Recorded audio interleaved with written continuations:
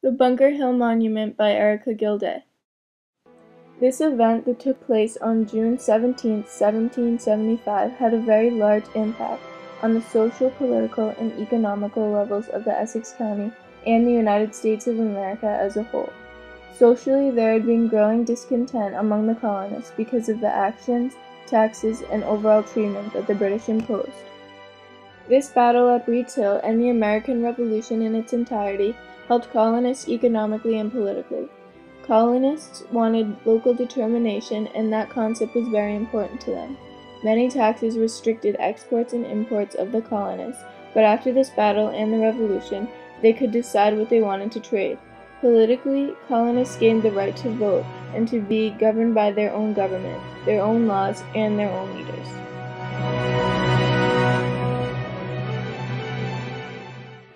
Following the French and Indian War, new taxes on sugar and other goods had been imposed on the colonists to help pay down the British government's huge debt. Taxation without representation is tyranny, became the rallying call of the Patriots. The resentment over the despised tea tax would lead the colonists to dump over 342 chests of tea into the Boston harbor on December 16, 1773. An act that became known as the Boston Tea Party. The destruction of tea, as it was called at the time, led to a series of measures passed by Parliament to control the unruly colonies. The rebel colonists called these declarations the Intolerable Acts. The acts closed the port of Boston and resulted in several thousand British soldiers being sent to Boston to enforce parliamentary rule. Among those sent was Lieutenant General Thomas Gage, commander of all the British military forces in North America. The colonists retaliated by creating a parallel government, the Congress, which first met in Concord outside Boston. The stage was set for an armed conflict. The Royal Military Governor, General Gage, was under the order to crush this most unnatural rebellion, and the British Army made plans to destroy these materials and capture rebel leaders Samuel Adams and John Hancock. Paul Revere and William Dawes were sent to warn Hancock, Adams, and the locals of the approach of the army. Recounting the occurrences at Concord and Lexington, they requested volunteers to begin the formation of an army headquartered in nearby Cambridge. Many answered to this urgent call to arms. The British retreated to Boston through Charlestown, and soon thereafter angry patriots drove the colonists loyal to the British from their homes in nearby towns. General Gage then withdrew British troops from Charlestown Peninsula in order to secure the defense of Boston from the threat of armed patriots. On June 12, Gage declared martial law. The following week, he and his generals planned to fortify Dorchester Heights, attack Roxbury, seize the Charlestown Peninsula, and proceed towards Cambridge. The colonists heard of the British plan and hoped to disrupt it by primitively taking and fortifying Bunker Hill on the Charlestown Peninsula. June 16th, militia regiments from Massachusetts and Connecticut left Cambridge, led by Colonel William Prescott and Major General Israel Putnam, and marched to Charlestown. The decision was later made to stand at Breed's Hill. June 17th revealed the colonial troops and fortifications. Exhausted from building defenses all night, the rebel soldiers had little food or water, scant ammunition, and faced a brutally hot day. The British ships began firing cannons, followed by guns, and placed on Copp's Hill. As many British forces landed on Charlestown Peninsula, the colonists continued to fortify their defenses, especially at their exposed left flank. British troops numbered 2,300, and they confronted colonial forces of approximately a total of 3,500. The British began their assault on the hill, the rail fence, and the Mystic River beach. With full packs, they advanced and used the typical British tactics of volleying, firing, and frontal assault. General Ward, Colonel William Prescott, Major General Israel Putnam. Major General William Howe, Major General Henry Clinton, General Robert Pigott. During the first assault, snipers positioned in the town of Charleston fired up the British forces. In response, the British set fire to the town. The first attack was by the grenadiers and the light infantry at the base of the hill along the Mystic River. This attack was repulsed at the rail fence. Reforming their lines after the first assault, the British mounted a second assault and were again driven back with heavy losses.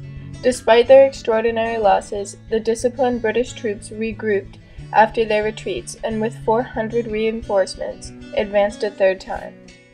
During this second attack, the British forces attacked up Breed's Hill towards the earthen fortifications. This attack was also repulsed. The last attack repeated the second and included simultaneous attack on the left side of the fortifications. This attack overwhelmed the colonial defenders whose ammunition ran out. When the British finally breached the defenses, they employed vicious hand-to-hand fighting. With a well-trained bayonet charge, the colonists were forced to retreat. After the chaos, the colonists continued fighting for nearly an hour and managed to remove most of their wounded from the field, thus ending a bloody 2-hour battle. The British Army suffered the death or injury of about 50% of their troops committed to this battle. As a result of these losses, British troops were unable to leave occupied Boston and Charlestown to confront the colonists. In the month following Breed's Hill, the morale of the British soldiers trapped in Boston declined, as injury, illness, and humiliation prevailed. All plans to occupy Dorchester Heights were abandoned. The rebel strategy for keeping the British from Dorchester Heights had succeeded. The British officers came away with a newfound respect for the Patriot soldiers and their fortifications.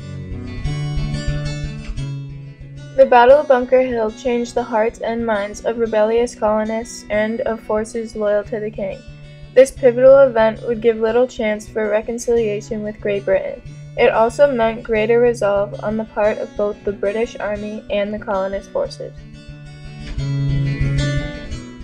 About 2,400 troops and militiamen were used to create a continual progression of carts and wagons. British General Howe planned an attack, but a violent storm prevented his soldiers from landing. With Washington's troops surrounding Boston, the British ended their occupation of Boston on March 17, 1776. Howe, his troops, and 1,000 colonial loyalists abandoned the city to Washington's forces and its jubilant citizens. Immediately after the war, Breed's Hill became a popular attraction for visitors. This whole monument started with a small monument that was placed on a plot of battlefield land donated by Charlestown farmer James Russell. The monument started as an 18-foot wooden pillar.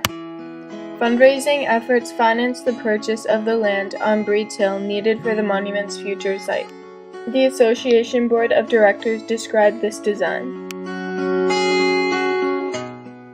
The laying of the Bunker Hill Monument cobblestone looks something like this.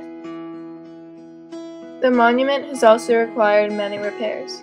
During his speech at the laying of the cobblestone and the dedication, Daniel Webster powerfully called for Americans to rally around the new monument as a symbol for national unity. He praised the sacrifices made for American liberty by Bunker Hill's heroes in his speech. The first major Revolutionary War monument in the United States was now standing proudly at the site of this pivotal battle. There are also memorial tablets at the site, and celebrations and parades dedicated to remembering this battle.